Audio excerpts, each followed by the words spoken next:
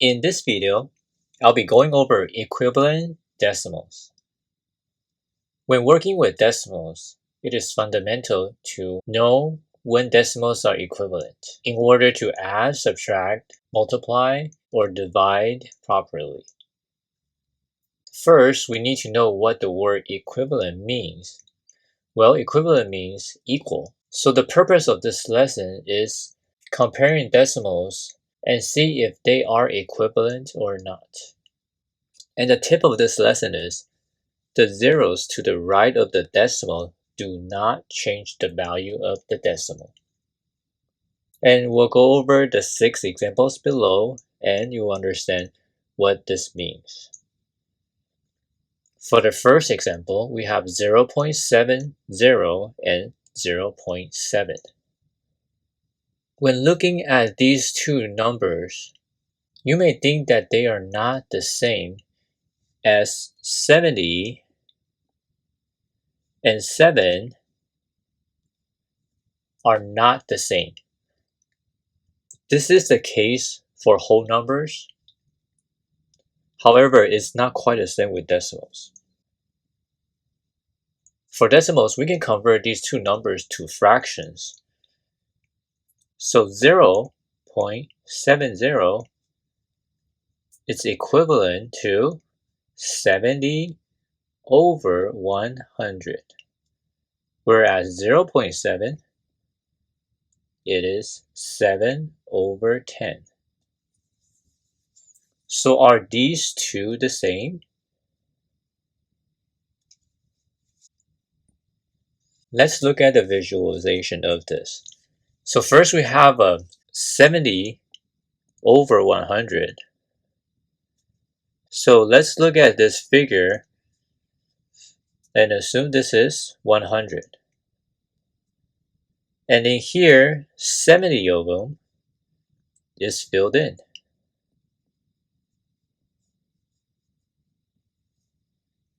Then we have a 7 over 10. And this figure represents 10 units. And out of the 10 units, 7 of them were filled in. So now you can see the overall picture. 70 over 100 and 7 over 10, they are exactly the same. And another way you could look at it is if you take 70 over 100, divide by 10 in the numerator and denominator, you will get 7 over 10. And that's equivalent to 7 over 10 here. And vice versa, you could take 7 over 10, multiply the numerator by 10, and the denominator by 10, and you will also get 70 over 100. And isn't that the same as the 70 over 100 here? So now going back, we can see that 0.70 and 0.7 are equivalent. So this one is equivalent. So from the tip, it states that zeros to the right of the decimals do not change the value. So the zeros that we see here after the 7, although it looks like an additional number, but it does not change the value of the decimal. So therefore, 0.70 and 0.7 are exactly the same, and they are equivalent. Now let's look at example 2. We have two similar numbers, 0.70 and 0.07. Now are these two equivalent or not? So let's look at it in the same way, where we have 0.70 and that's equal to 70 over 100. And then we have 0.07 and this would be 7 over 100. The difference is that there's an extra 0 here, and that's toward the left side of the 7.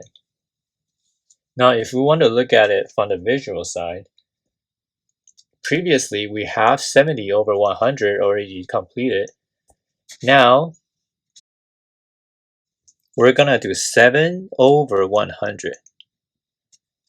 So, having the same 100 unit, now we are only covering 7 out of 100, so it will be this little portion, which will be equivalent to 7, and that would not be the same as the 70 over 100. Therefore, they are not the same. And so in this case, they are not the same. So the 0 toward the left of the decimal will change the value as it becomes smaller when you add a 0 to the left side. If you were to add a 0 toward the right of the decimal, they do not change the value. Now for the third example, we have 2.45 and 2.450.